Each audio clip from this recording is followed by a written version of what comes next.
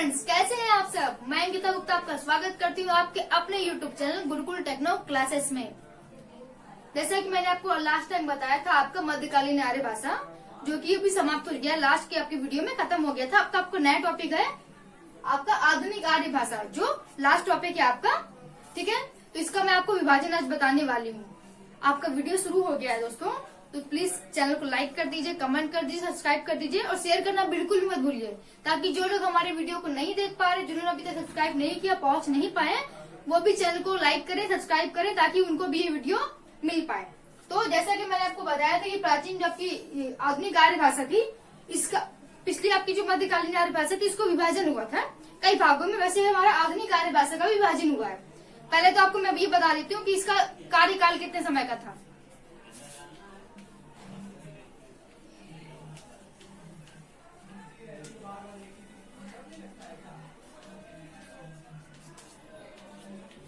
जैसा कि मैं आपको पहले भी बता चुकी, जो हमारी आधुनिक आर्य भाषा है उसका समय सीमा कितनी थी, 1000 ईस्वी से लेकर अब तक। कब तक की थी? 1000 ईस्वी से लेकर अब तक की।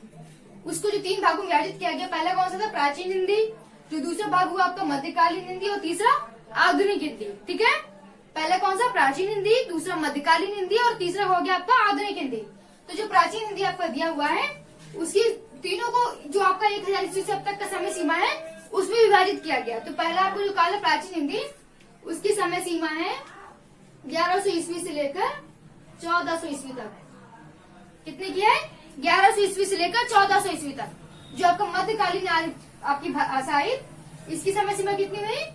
1400 ईस्वी से लेकर 1850।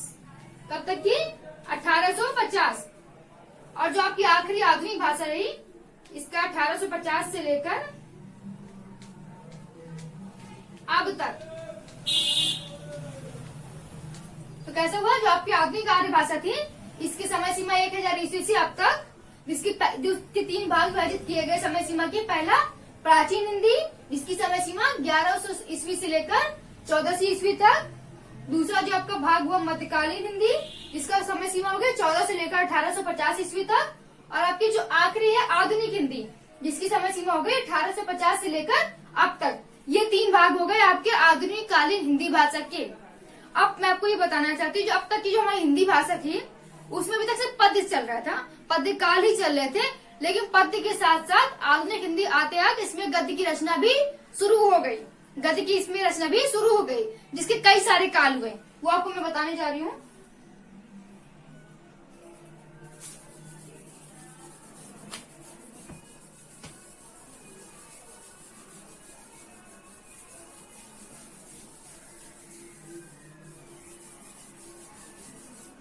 तो मैंने आपको जैसे बताया, जो आपकी आधुनिक हिंदी थी उसमें पहले पद्य चल रहे थे, पद्य के भाग चल रहे थे।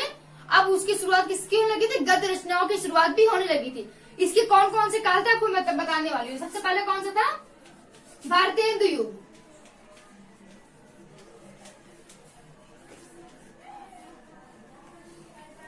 इसे नोट करते जाइए दोस्तों, बहुत इंपॉर्टेंट है। सबसे पहले आपको कौन सा आया युग? भारतेंदु युग। कब से आया? 1850 से लेकर 1900 तक। कब तक आया? ये जो हमारा भारतेंदु युग है, 1850 से लेकर 1900 तक। ये आपसे क्वेश्चन पूछा जाता है कि आधुनिक भारत में जो विभाजन हुआ था, उसमें जो युग थे, तो सबसे प्रथम युग कौन सा था? तो आप बोल सकते हैं जो हमारा सबसे प्रथम युग था वो था भारतेंदु युग। और उसकी समय सीमा 1850 ईस्वी से लेकर 1900 तक की। कितने की है? 1850 ईस्वी से लेकर 1900 तक की। जो हमारा दूसरा युग आया, द्विवेदी युग।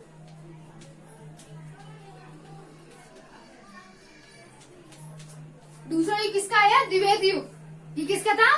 प्रसिद्ध हमारे महावीर प्रसाद जी द्विवेदी जी का युग था। किसका था? महावीर प्रसाद स्वामी जी के युग था, जो किस युग के नाम से जाना गया? द्विवेदी युग के नाम से जाना गया। और इसकी समय सीमा कितनी थी? 1900 से लेकर, कब से? 1900 से लेकर 1920 तक।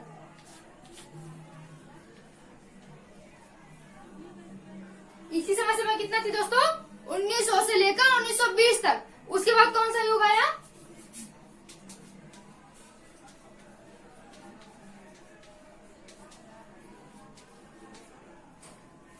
उसके बाद जो हमारा तीसरा युग आया, क्रमशः पहला भारतेंदु युग, दूसरा द्विवेदी युग और तीसरा छायावाद युग। कौन सा युग आया? छायावाद युग। उसी क्रम में चौथा युग कौन सा था हमारा?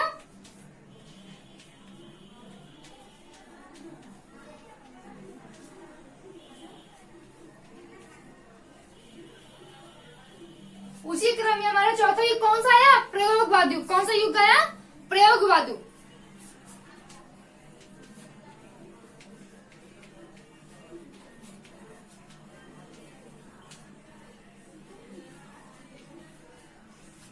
और सबसे अंत में क्रम से कौन सा युग आया? आधुनिक युग, जो अभी तक आपका चला आ रहा है। तो आधुनिक युग की जो आपके जो कार्यकाल हुआ, जो आपको उसका विभाजन किया गया, वो कैसे हुआ? सबसे पहले भारतेंदु युग, उसके बाद महावीर स्वामी जी का द्विवेदी युग, उसके बाद आपका कौन सा आया? छायावाद युग, प्रयोगवाद युग और आधुनिक आर्य भाषा का युग, सॉरी आधुनिक युग। ये आपके युग हो गए जो कि आधुनिक आर्य भाषा में आपके विभाजित किए गए हैं। नोट करते जाइएगा दोस्तों ध्यान से, कोई भी चीज छूटनी नहीं चाहिए आपकी। इतना समझ में आ रहा है आपको? ये तो विभाजन हो गया आपका कि आधुनिक आर्य भाषा का समय सीमा और उसके विभाजन की समय सीमा क्या थी, और उसके बीच में जो युग आए, कौन कौन से युग आए। इन युगों की समाप्ति तक जो हमारा भारत देश था वो आजाद हो गया था। क्या हो गया था? आजाद हो गया था। तो लोगों की ये अब मनगणना चलने लगी कि जो हमारा देश है उसकी राष्ट्रभाषा किसे बनाया जाए, किसे, जो उनका एक मत था कि अब हमारे देश को एक राष्ट्रभाषा की आवश्यकता है, तो हमारे देश की राष्ट्रभाषा किस भाषा को। तो जो साउथ इंडियन लोग थे वो नहीं चाहते थे जो हमारी हिंदी भाषा है वो मातृभाषा बने, वो उसमें अवरोधन लगा रहे थे, वो नहीं चाहते थे इसे महत्व दिया जाए, इसे राष्ट्रभाषा बनाया जाए। तो क्या हुआ? जो शॉर्ट से अपभ्रंश था हमारा, जो राष्ट्रभाषा जो उसके बाद बनी है हमारी,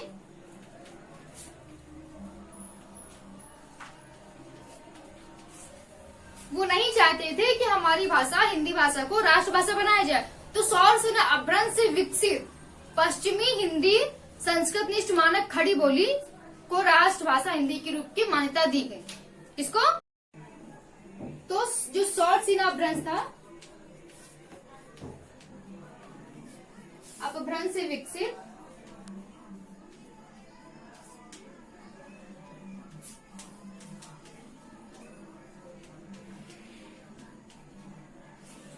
जो हमारी राष्ट्रभाषा कौन सी बनी? सौर सेना अपभ्रंश से विकसित पश्चिमी हिंदी।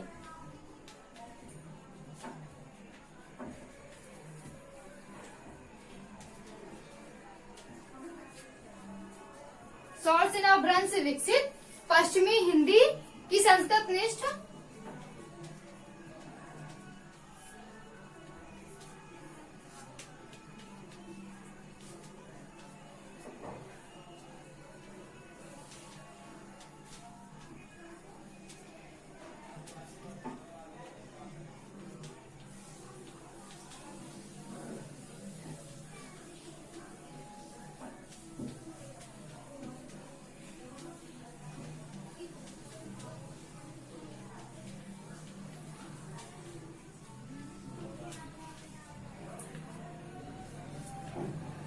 जैसा कि आप लोग देख रहे हैं, जब उन्होंने इसका विरोध किया तो जो सौर सेना अपभ्रंश था हमारा, सौर सेना अपभ्रंश से जो पश्चिमी हिंदी विकसित हुई थी, पश्चिमी हिंदी की संस्कृत निष्ठ, क्योंकि आपको सबको पता जो हमारी हिंदी है मूल रूप से संस्कृत निष्ठ थी, संस्कृत से विकसित हुई थी। तो पश्चिमी हिंदी से विकसित पश्चिमी जो सौर सेना अपभ्रंश था उससे विकसित पश्चिमी हिंदी जो कि संस्कृत निष्ठ थी, वो मानक खड़ी बोली के रूप में राष्ट्रभाषा मानी गई। कौन सी मानी गई? मानक खड़ी बोली के रूप में राष्ट्रभाषा की मान्यता दी गई या फिर मानी गई। तो जो हमारी खड़ी बोली थी, कहाँ गई? जो हमारी खड़ी बोली थी इसे हम किसके नाम से भी जानते हैं? कौरवी के नाम से भी जानते हैं। पॉइंट आप लिख सकते हैं इंपॉर्टेंट नोट पे। जो हमारी खड़ी बोली थी उसे हम कौरवी के नाम से भी जानते हैं। और इसकी लिपि कौन सी थी?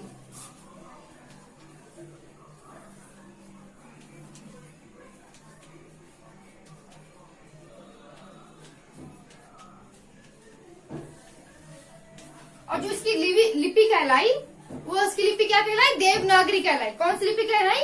देवनागरी। तो जो हमारा सौर सेना अपभ्रंश था उसकी पश्चिमी हिंदी पश्चिमी हिंदी भाषा की संस्कृत खड़ी बोली को हिंदी राष्ट्रभाषा माना गया। जैसे कि पहले हमारी कौन सी, हम मान लीजिए घोड़ा हो गया, उसको पहले क्या बुलाते थे, घोटक बुलाते थे, बाद में क्या बुलाया गया, घोड़ा। तो इसका क्या मतलब, जो संस्कृत निश्चित भाषा थी उसको हिंदी के रूप में मान्यता प्राप्त की गई। तो आपके जो संस्कृत हिंदी भाषा, जो आपकी हिंदी भाषा का विकास था, उसके जो 3 रूप थे, मैंने आपको संस्कृत भाषा क्या होती है, हिंदी भाषा का विकास क्या वो बताया, कितने चरणों में वो भी बताया। उसके जो 3 भाग थे, प्राचीन हिंदी भाषा, मध्यकालीन हिंदी भाषा और आपका आर्य भाषा, ये तीनों ही भाषा बता दिया। तो आज से आपका चैप्टर समाप्त होता है। अभी कुछ नहीं समझ में आए तो प्लीज कमेंट कीजिए, उसे बताते जाइए ताकि मैं आपको दोबारा बता दूं। ये तो आपकी बात यही खत्म होती है। जो आपकी अगली क्लास होने वाली है उसमें जो मैंने आपकी आर्य भाषा बता रखी है, उससे रिलेटेड जो इम्पोर्टेंट क्वेश्चन है, जो पॉइंट वाइज पूछे जा सकते हैं, जितना मैंने आपको पढ़ा रखा उसमें से ही क्वेश्चन आएंगे। आपको बताना है कि ये उसका जो जैसे ऑप्शन आपको दिए जाते हैं, ऑप्शन में पूछा जाएगा, आपको उसका आंसर देना है। तो ये क्लास आपकी यही समाप्त होती है। दोस्तों प्लीज क्लास को लाइक कीजिए, सब्सक्राइब कीजिए, कमेंट करना बिल्कुल मत कीजिए। तो आज के लिए आपकी क्लास यही समाप्त होती है। प्लीज घर में रहें, सेफ रहें।